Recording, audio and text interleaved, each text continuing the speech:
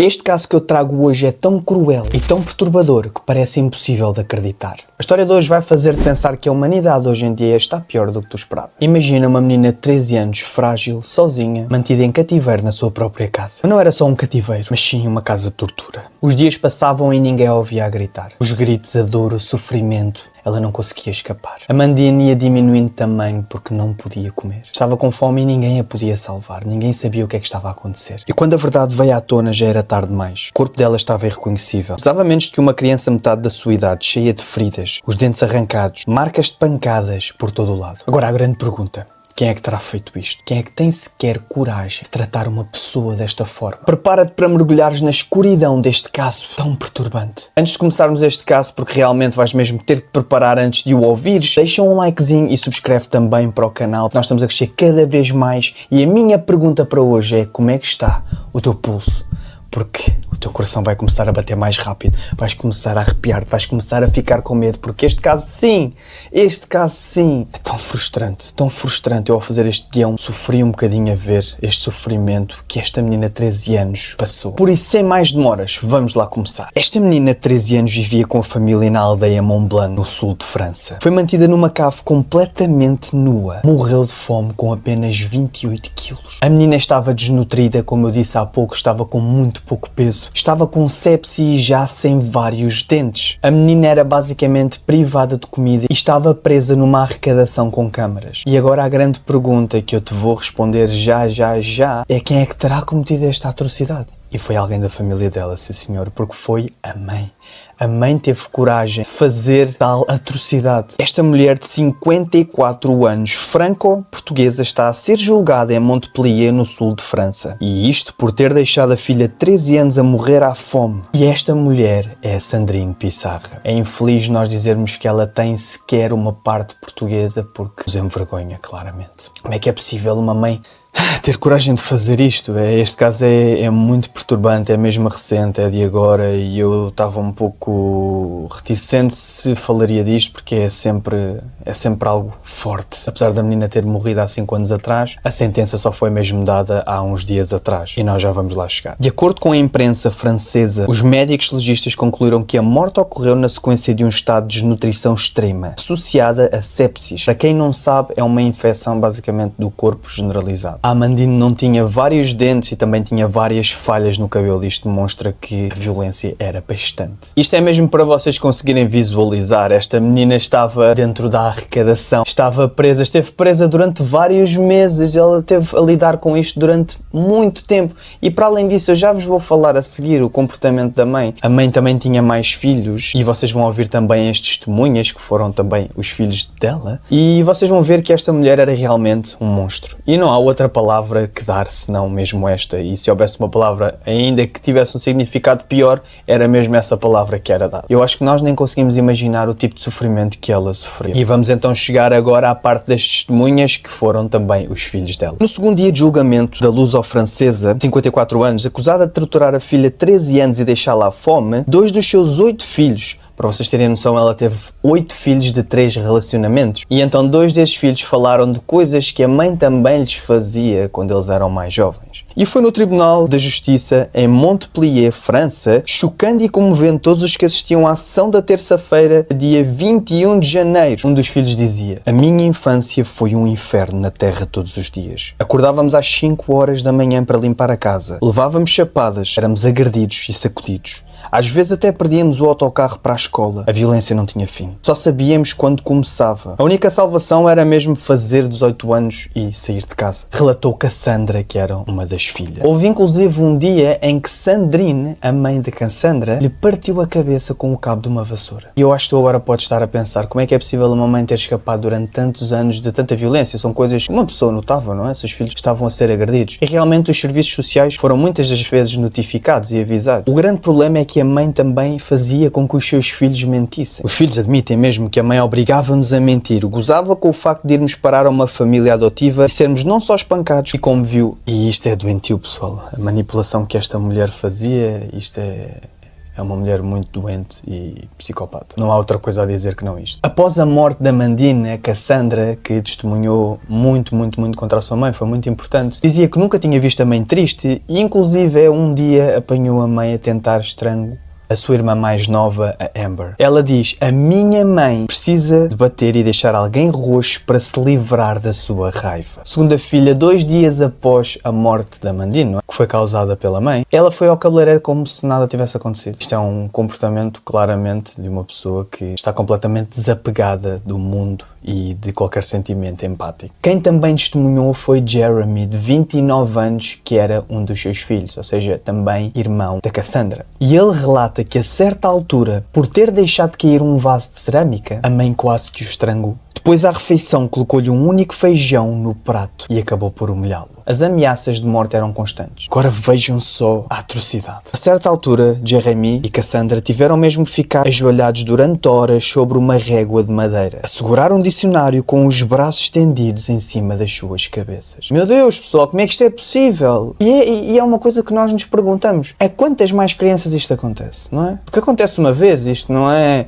Ela foi apanhada, ok, mas há imensos casos destes que tu nunca vais sequer descobrir. Durante esta audiência, Jeremy acabou mesmo por se aproximar da sua mãe e disse-lhe: reconhece que és uma criminosa, assume a responsabilidade. Depois destas declarações e de ouvir um áudio gravado por vizinhos em 2019, onde se ouve a menina a chorar, Sandrine admitiu ter tudo a sua própria filha. Desculpa-me, pessoal, não dizer às vezes as palavras, só que há certas palavras que são um bocadinho mais sensíveis aqui no YouTube. Uma outra testemunha, que também foi uma jovem vizinha, ficava chocada com os gritos e os maus tratos que ouvia. Ela decidiu documentá-los numa gravação que fez em 2019 e que foi também ouvida em julgamento. Agora eu quero que tu entendas mais uma vez, porque eu preciso mesmo que tu coloques esta imagem na tua cabeça. Esta menina foi mesmo muito agredida, ela foi encontrada completamente desfigurada. Tinha vários hematomas, isto demonstra que ela era mesmo um saco de pancada e um saco de boxe para as frustrações da mãe. Como eu te disse há pouco, ela acabou mesmo por admitir que cometia estes atos, mas ela, até chegar lá, ela negava. Ela dizia mesmo que não a maltratava. A mãe dizia que não havia explicação, que nunca negava comida à sua própria filha e que ninguém fez isto. Ela estava a querer responsabilizar ao fim e ao cabo a sua filha, talvez por algum distúrbio que tivesse. Ela inclusive referiu que durante o confinamento na pandemia do Covid, os comportamentos da filha se tornaram complicados, garantindo ainda assim que a amava. Depois mesmo questionada pelo juiz sobre as medidas que adotou para ajudar a filha, a mulher respondeu que lhe dizia para comer, exercendo o papel de mãe e pai, que a deixava esgotada. Para vocês terem a noção, ela também não é a única que está a ser julgada, mas também o seu companheiro, que era Jean-Michel Cros. E já estamos quase a chegar também à pena dela e dele, que aconteceu também recentemente, foi há alguns dias atrás, que eu vos vou dizer, e vamos lá ver se foi feita justiça ou não. Mas para vocês terem a noção, eles estão em muito maus lençóis, porque o ato que foi praticado é só nojento mesmo e hediondo. Jean-Michel Cros assegurou que também não se apercebeu do agravamento do estado de saúde da enteada. Ele dizia: cheguei a casa tarde, estava convencido que ela tinha comido, e sem lágrimas. Devia ter reagido, acrescentou, justificando que talvez não o tenha feito por medo das reações de raiva da companheira. Isto é 101, é tirar a... Parece-me aqui que é tirar a responsabilidade para cima dela. É difícil de acreditar, não é? Como é que uma pessoa que vive com elas e vê realmente o que está a acontecer e percebe também os comportamentos de raiva, porque é que não faz nada, porque é que não tentam parar, não é? Uma pessoa que esteja assim com uma pessoa que é psicopata, que tem este tipo de comportamentos, se não faz nada, no que é que a torna? No relatório, o juiz de instrução referiu não haver dúvidas de que Sandrine sofreu de violência às mãos da mãe. Constatação também feita pelo advogado Frederico Flores, pai de Amandine. Temos resultados forenses, temos um corpo martirizado, uma pequena múmia de 3 anos que passou um inferno. Pelas descrições que estão a fazer, o corpo deveria estar completamente assustador encontrar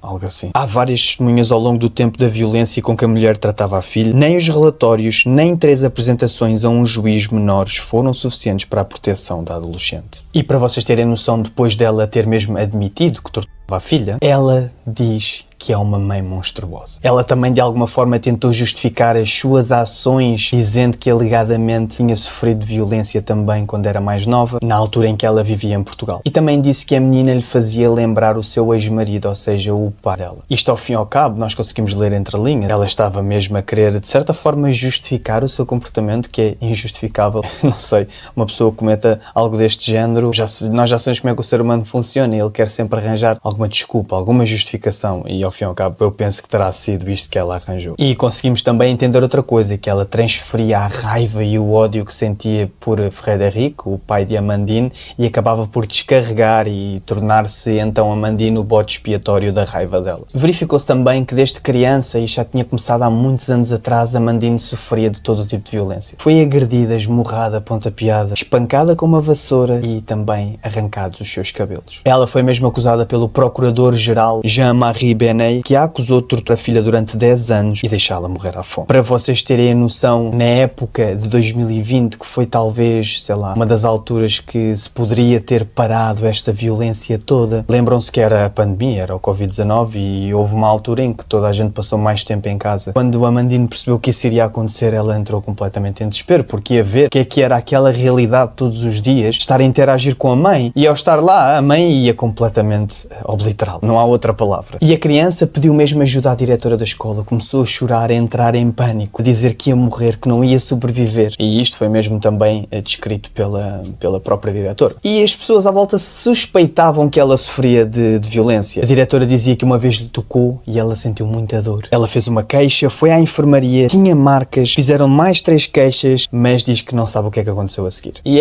mais uma vez isto, são estas falhas. E não é só em França, acontece também em Portugal. Claro que há de haver países que funcionam melhor, mas chega a uma altura que às vezes é difícil. E obviamente também não me admira, não é? Porque mesmo que tenham havido também algumas suspeitas, na minha opinião, obviamente, a Amandine deveria ter sido retirada da mãe imediatamente. Mas visto também o histórico da própria Sandrine, que mentia e que obrigava também os filhos a mentir, numa altura as autoridades tiveram que falar com ela e ela dizia que a filha sofria distúrbios alimentares. Mas obviamente que não a retiraram. E essa é a conclusão retirada. É que mesmo tenham sido notificados os meios, das duas uma, ou falhou aqui na escola que realmente não avisou, ou que, não sei, não fez nenhuma queixa, se bem que disseram que fizeram. Mas depois é difícil de acreditar, não é? Depois as próximas entidades que iriam falar com a própria mãe, como é que não perceberam, não é? Até o próprio ambiente da casa. E agora, para vocês perceberem, o juiz de instrução encarregado do caso concluiu num relatório que não havia qualquer dúvida de que a Amandine tinha sido vítima de violência por parte da mãe. À medida que as audiências avançavam, a mãe admitia cada vez mais atos de violência que tinha praticado, pois acabou mesmo por descrever a forma como maltratou a filha. Foi como eu vos disse, esbofetear, puxar o cabelo, mas garantiu que a filha comia tudo o que lhe apetecia, o que é estúpido, né?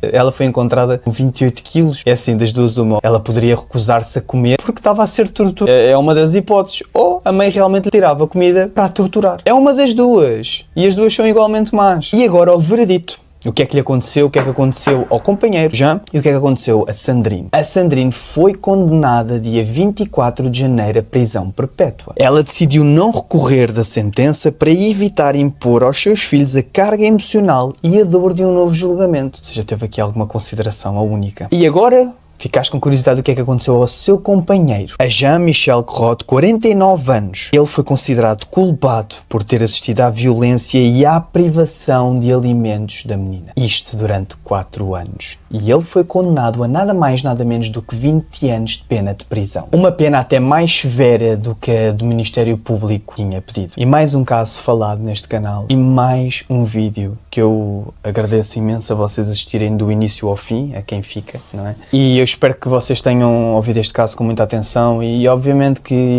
este canal parece que é só de desgraças e realmente é, mas eu creio que nós conseguimos sempre aprender e aprender muito com estes casos. Aprender também que o mundo não está repleto de bondade, não está repleto de maldade, mas às vezes está repleto de justiça, outras vezes injustiça. Eu acho que hoje nós vimos aqui, apesar de tudo, mas legalmente acabamos por assistir a justiça, na minha opinião. Claro que a justiça era nunca ter acontecido, claro que a justiça era esta mulher nem sequer, e até o marido, nem sequer estarem cá, nem sequer terem a oportunidade de pisar a terra, mas é a justiça que nós conseguimos e por isso eu acho que a justiça foi feita.